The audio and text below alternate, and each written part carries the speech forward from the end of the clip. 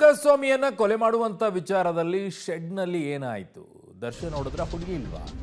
So ಈ Darshan and ಗ್ಯಾಂಗ್ನಿಂದ Renukaswamy murder ವಿಚಾರ ಏನಿದೆ, ರೇಣುಕಾಸ್ವಾಮಿಯ ಹತ್ಯೆ ಇನ್ನಷ್ಟು ಸ್ಫೋಟಕ ಮಾಹಿತಿ ಬಯಲಾಗ್ತಾ ಇದೆ. ರೇಣುಕಾಸ್ವಾಮಿ ಹತ್ಯೆ ಮಾಡೋ ಮುನ್ನ ಆಗಿದ್ದೇನು? ಪಟ್ಟಣಗೆರೆ ಶೆಡ್ಗೆ ನಟ ದರ್ಶನ್ ಬಂದ ನಂತರ ಮಾಡಿದ್ದೇನು? ಶೆಡ್ನಲ್ಲಿ ಡಿ ಗ್ಯಾಂಗ್ನ ಕ್ರೌರ್ಯ ಮತ್ತಷ್ಟು ಬಯಲಾಗಿದೆ. ಪಬ್ಲಿಕ್ ಟಿವಿಲಿ ಎಕ್ಸ್ಕ್ಲೂಸಿವ್ ಆಗಿರುವಂತಹ ಸ್ಟೋರಿಯನ್ನ ನಿಮ್ಮ ಮುಂದೆ ಇಡ್ತಾ ಇದ್ದೀವಿ.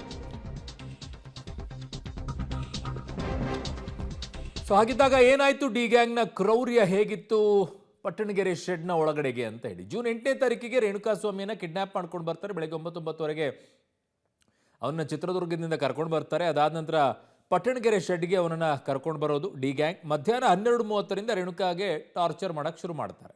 ರೇಣುಕಾಸ್ವಾಮಿಗೆ ಸಂಜೆ 4:30ಕ್ಕೆ ದರ್ಶನ್ ಶೆಡ್ಗೆ ಬರ್ತಾರೆ ಅಲ್ಲಿಗೆ. ಅಷ್ಟೊತ್ತಿಗೆ ರೇಣುಕಾಸ್ವಾಮಿಯನ್ನು ಹಣ್ಣುಗಾಯಿ ನೀರ್ಗಾಯಿ ಮಾಡಿರ್ತಾರೆ, ಅಂದರೆ ಅಷ್ಟೊಂದು ಹೊಡೆದಿರ್ತಾರೆ ಅಂತ. ದರ್ಶನ್ ಗ್ಯಾಂಗ್ನಿಂದ ರೇಣುಕಾಗೆ ಮಾರಣಾಂತಿಕ ಹಲ್ಲೆ ಆಗುತ್ತೆ. ಶೆಡ್ಗೆ ಬಂದಾಕ್ಷಣನೇ ದರ್ಶನ್ ಕಾಲ್ನಿಂದ ಒದಿತಾರಂತೆ. ದರ್ಶನ್ ಪಕ್ಕದಲ್ಲೇ ಇದ್ದಂಥ ಪವಿತ್ರ ಗೌಡಳಿಂದಲೂ ಕೂಡ ಹಲ್ಲೆ ಆಗುತ್ತೆ. ಹಗ್ಗದಿಂದ ದರ್ಶನ್ ಥಳಿಸ್ತಾರೆ. ಇದೆಲ್ಲ ಆದ ನಂತರ, ಹಲ್ಲೆ ಮಾಡಿದ ನಂತರ ಇನ್ನೇನು ಬದುಕಬೇಕಲ್ವ ಅವನು, ಹಾಗಾಗಿ ಇನ್ನೇ ಮೈ ಮೇಲೆ ಬರುತ್ತೆ ಅಲ್ವ, ಹಾಗಾಗಿ ಕುಷ್ಕ ತಿನ್ನಿಸಿದ್ರಂತೆ ದರ್ಶನ್. ಕುಷ್ಕ ಅಂದರೆ ಬಿರಿಯಾನಿ ಮಾಡ್ತಾರಲ್ವ, ಅದರಲ್ಲಿ ಇಲ್ಲದೆ ಇರುವಂಥದ್ದು, ನಾನ್ ವೆಜ್ ಇಲ್ಲದೆ ಇರುವಂಥದ್ದನ್ನು ಕುಷ್ಕ ಅಂತ ಕರೆಯೋದು, ಅದನ್ನು ಕೊಟ್ಟಿದ್ದಾರೆ.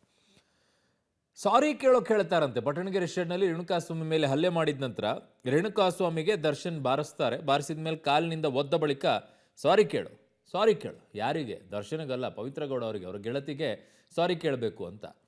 ಸೊ ರೇಣುಕಾಸ್ವಾಮಿ ಸಾರಿ ಕೇಳಿದ ವಿಡಿಯೋ ಅಪ್ಲೋಡ್ ಮಾಡು ಅಂತ ಹೇಳಿ ಡಿ ಗ್ಯಾಂಗ್ಗೆ ದರ್ಶನ್ ಸೂಚಿಸ್ತಾರಂತೆ. ಸೊ ಆ ವಿಡಿಯೋ ಮಾಡಿದ್ರು, ಆ ವಿಡಿಯೋ ಇದೆಯೋ, ವಿಡಿಯೋ ಮಾಡಿದ ನಂತರ ಅದನ್ನು ಅಪ್ಲೋಡ್ ಅಂತೂ ಮಾಡಿಲ್ಲ. ವಿಡಿಯೋ ಪೊಲೀಸರ ಕಡೆಗೆ ಇದೆಯಾ, ಈಗ ರಿಟ್ರೀವ್ ಮಾಡಿದ್ದಾರೆ ಅಂತಿದ್ದಾರೆ. ಆ ರಿಟ್ರೀವ್ನಲ್ಲೂ ಕೂಡ ಅದು ಇರಬಹುದು ಅಂತ ಲೆಕ್ಕಾಚಾರಗಳೀಗ.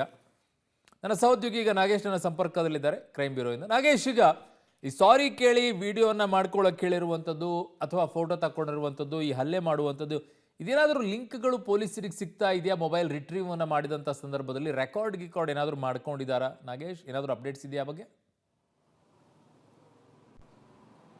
ಅರುಣ್, ರೇಣುಕಾಸ್ವಾಮಿ ಕೊಲೆಯ ಹಿಂದಿನ ರಹಸ್ಯಗಳು ಒಂದೊಂದಾಗಿ ಈಗ ಪೊಲೀಸರ ತನಿಖೆ ವೇಳೆ ಬಯಲಾಗ್ತಿರುವಂಥದ್ದು. ರೇಣುಕಾಸ್ವಾಮಿಯನ್ನು ಜೂನ್ 8ನೇ ತಾರೀಕು ಕಿಡ್ನಾಪ್ ಮಾಡಿ ಪಟ್ಟಣಗೆರೆಯಲ್ಲಿರುವಂಥ ಶೆಡ್ಗೆ ಕರೆದುಕೊಂಡ ಬಳಿಕ ಅಲ್ಲಿ ಸಂಜೆ 4 ಗಂಟೆಯ ತನಕ ಡಿ ಗ್ಯಾಂಗ್ನ ಸದಸ್ಯರು ಎಲ್ಲರೂ ಸೇರಿ ರೇಣುಕಾಸ್ವಾಮಿಯ ಮೇಲೆ ಮಾರಣಾಂತಿಕವಾಗಿ ಹಲ್ಲೆ ಮಾಡಿರ್ತಾರೆ. 4:15 ಸುಮಾರಿಗೆ ನಟ ದರ್ಶನ್ ಎಂಟ್ರಿ ಆಗಿರುವಂಥದ್ದು. ಆ ಸಂದರ್ಭದಲ್ಲಿ ನಟ ದರ್ಶನ್ ಹಾಗೂ A1 ಆರೋಪಿ ಆಗಿರುವಂಥ ಪವಿತ್ರ ಗೌಡ ಅವರು ಕೂಡ ಅವರ ಮೇಲೆ ಹಲ್ಲೆ ಮಾಡಿದ್ದಾರೆ ಅನ್ನುವಂಥ ವಿಚಾರ ಈಗ ಬೆಳಕಿಗೆ ಬರ್ತಿರುವಂಥದ್ದು. ಅದರ ಜೊತೆಗೆ ಮುಂದುವರಿದ ಭಾಗವಾಗಿ ಈಗ ದರ್ಶನ್ ಮತ್ತು ಪವಿತ್ರ ಗೌಡ ಹಲ್ಲೆ ಮಾಡಿದ ಬಳಿಕ ಆತನ ಬಳಿಯಿಂದ ಒಂದು ವಿಡಿಯೋವನ್ನು ಮಾಡಿಸ್ಬೇಕು.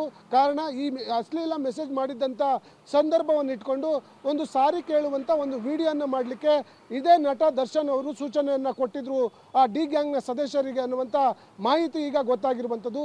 ಈಗಾಗಲೇ ಈ ಸಾರಿ ಕೇಳಿರುವಂಥ ವಿಡಿಯೋಗಳನ್ನು ಕೂಡ ಪೊಲೀಸರು ರಿಟ್ರೀವ್ ಮಾಡಿ ವಶಕ್ಕೆ ಪಡೆದುಕೊಂಡಿದ್ದಾರೆ ಅನ್ನುವಂಥ ಮಾಹಿತಿ ಇರುವಂಥದ್ದು. ಈಗಿರುವಂಥ ಮಾಹಿತಿ ಪ್ರಕಾರ ಅವರೆಲ್ಲೂ ಕೂಡ ಸಾರಿ ಕೇಳಿರುವಂಥ ವಿಡಿಯೋ ರೇಣುಕಾಸ್ವಾಮಿಯಿಂದ ಮಾಡಿರೋದನ್ನು ಎಲ್ಲೂ ಕೂಡ ಅಪ್ಲೋಡ್ ಮಾಡಿಲ್ಲ. ಹಾಗಾಗಿ ಎಲ್ಲೂ ಕೂಡ ಬೆಳಕಿಗೆ ಬಂದಿಲ್ಲ.